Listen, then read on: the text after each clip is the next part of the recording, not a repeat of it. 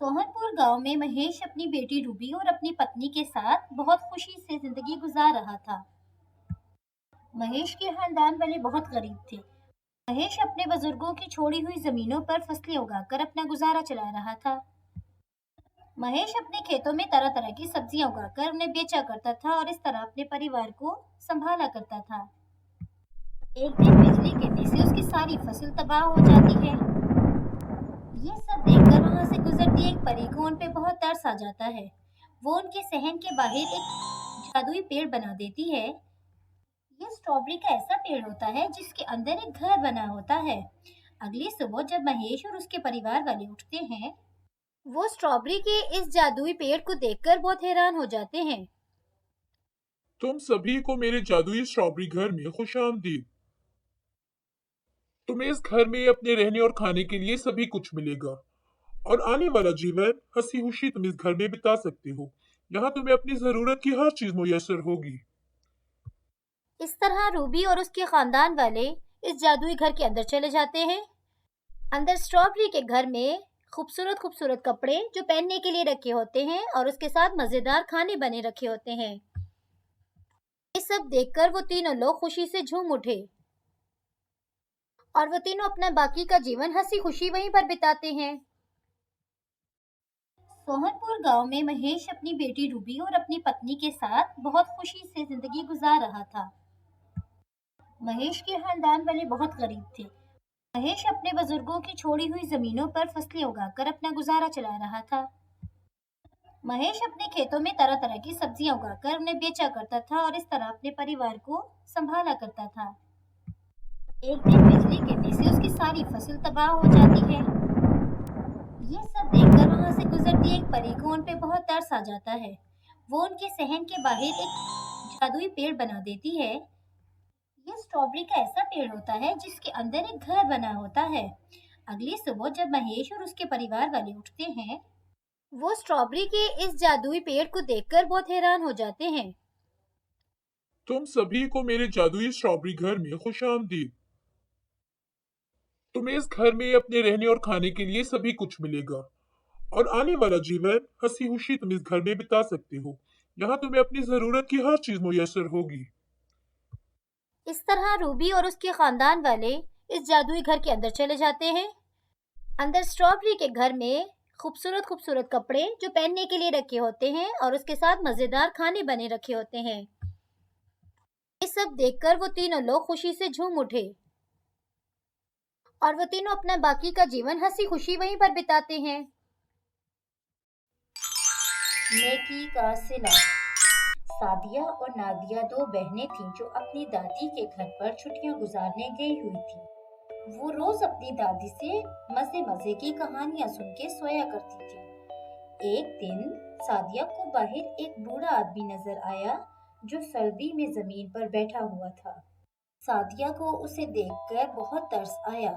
सादिया भागती हुई अपनी दादी के पास गई और कहने लगी, दादी, क्या हमें इस बूढ़े की मदद नहीं करनी चाहिए?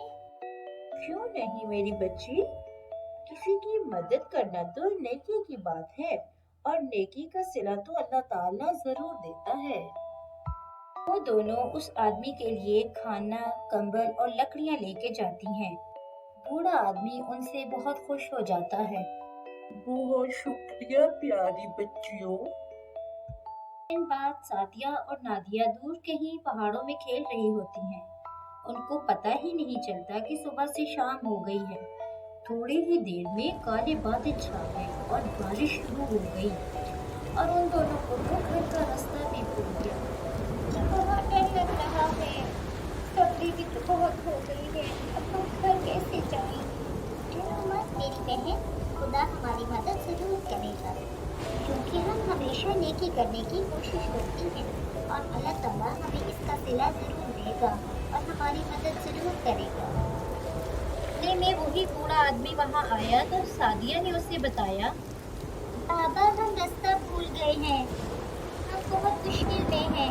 इस वक्त बारिश भी बहुत हो रही है। हम घर कैसे जा पाएंगी? डरो मत मेरी बच्चियों, मैं जल्दी तुम्हें तुम्हारे घर पहुंचा दूंगा। मुझे तुम्हारे घर का रास्ता मालूम है। इस तरह रुकने लगती है, बूढ़ा फकीर उन्हें उनके घर तक पहुंचा देता है। उन दोनों को देखकर उनकी दादी की जान में जान आ जाती है और उनकी दादी बहुत खुश हो जाती हैं। वो बूढ़े का बहुत शुक्रिया अदा करती हैं। 10 रुपए की थाली। एक रोज सोहना आंटी अपनी बहू करिश्मा से कहती हैं, बहू, क्यों ना हम गरीबों के लिए कुछ करें? ऐसे ही हमारे घर का काम तो सुबह सुबह ही खत्म हो जाता है और हम दोनों पूरा दिन फ्री ही बैठी रहती हैं। ऐसे में तो हमारा मन भी नहीं लगता। मन तो मेरा भी नहीं लगता मम्मी जी, लेकिन हम क्या करें? मुझे लगता है कि हमें गरीबों के लिए कुछ करना चाहिए। क्या ख्याल है आपका मम्मी जी? क्यों ना हम गरीबों के लिए खाना बनाएं जो कम दामों में हो और जहाँ पे वो पेट भर के खा सकें।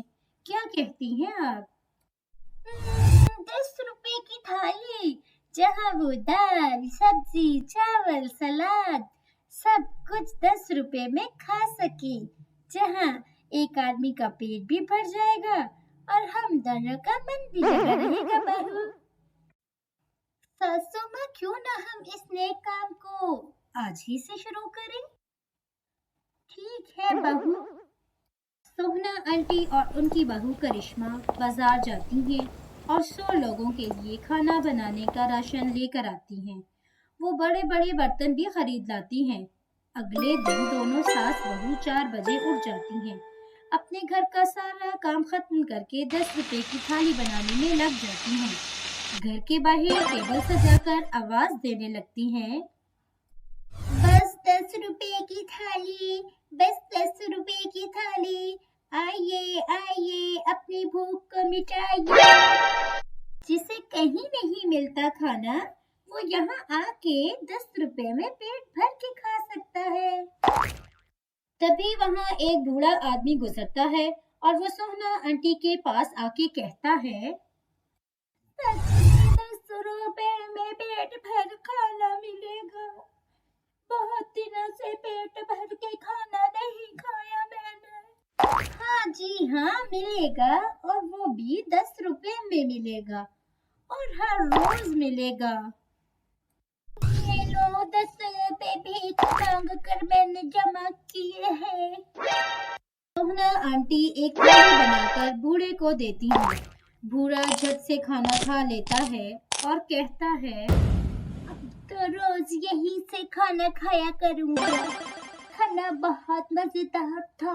मैं अभी जाके अपने गरीब भाइयों को भी बताता हूँ, यहाँ 10 रुपए में पेट भर खाना मिल रहा है। खुदा आपका भला करे। आइए, जिसे कहीं नहीं मिलता खाना, वो यहाँ आके 10 रुपए में पेट भर के खा सकता है। तभी वहाँ एक बूढ़ा आदमी गुजरता है और वो सोहना आंटी के पास आके कहता है, सच में 10 रुपए में पेट भर खाना मिलेगा। बहुत दिनों से पेट भर के खाना नहीं खाया मैंने। हाँ जी हाँ, मिलेगा, और वो भी 10 रुपए में मिलेगा और हर रोज मिलेगा। ये लो 10 रुपए भीख मांग कर मैंने जमा किए हैं। सोहना आंटी एक थाली बनाकर बूढ़े को देती हैं। बूढ़ा झट से खाना खा लेता है और कहता है, अब तो रोज यही से खाना खाया करूंगा। खाना बहुत मजेदार था। मैं अभी जाके अपने गरीब भाइयों को भी बताता हूँ, यहाँ 10 रुपए में पेट भर खाना मिल रहा है। खुदा आपका भला करे। शुक्रिया बाबा, ज्यादा से ज्यादा लोगों को बताइए। गरीब बूढ़ा अपने जैसे कई गरीबों को ये बात बताता है और थोड़ी ही देर में गरीबों का एक झुंड सोहना आंटी और उनकी बहू के पास पहुंच जाता है। 10 रुपए की थाली हमें चाहिए। हमें भी 10 रुपए की थाली चाहिए। हाँ हाँ, सबको मिलेगी थाली। सब लाइन में लग जाइए। सोहना आंटी एक एक करके सबको थाली देती हैं और करिश्मा सबसे पैसे। ये दादाजी, क्या मैं आपके लिए न्यूयॉर्क से कुछ लेके आऊं? न्यूयॉर्क? न्यूयॉर्क कौन जा रहा है? दादाजी, समीर न्यूयॉर्क जा रहा है।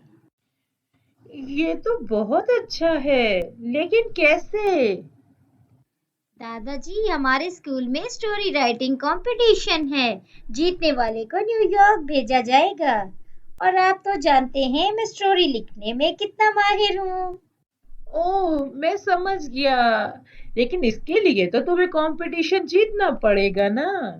मैं जानता हूँ दादाजी, मैं जीत जाऊंगा और मुझे देखने के लिए मिलेगा द स्टैच्यू ऑफ लिबर्टी। ठीक है बच्चों, मैं तुम्हें एक कहानी सुनाता हूँ। बैठ जाओ। ये कहानी सुनेंगे। बहुत समय की बात है, एक गांव में एक दूध वाली ताजा मलाई का मटका लेकर जा मुझे रही। इस मलाई को शहर ले जाकर बेचना चाहिए, जिसके मुझे बहुत अच्छे पैसे मिलेंगे। उस पैसे से मैं कुछ मुर्गियां खरीदूंगी। वो मुर्गियां अंडे देंगी और बहुत सारे अंडे होंगे और फिर और मुर्गियां हो जाएंगी। फिर मैं उन मुर्गियों को बेच दूंगी। फिर जल्द ही मेरा एक बड़ा सा पोल्ट्री फार्म होगा। फिर मैं एक बड़ा सा घर खरीदूंगी और उसमें राजकुमारी की तरह रहूंगी।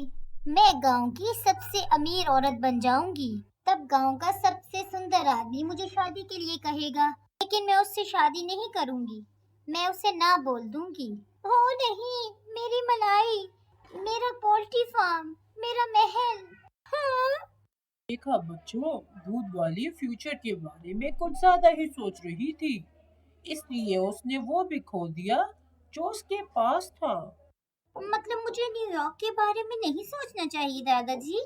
नहीं, तुम सोच सकते हो, लेकिन पहले पूरी मेहनत करो उस कंपटीशन को जीतने के लिए। जीत हार तो बाद की बात है।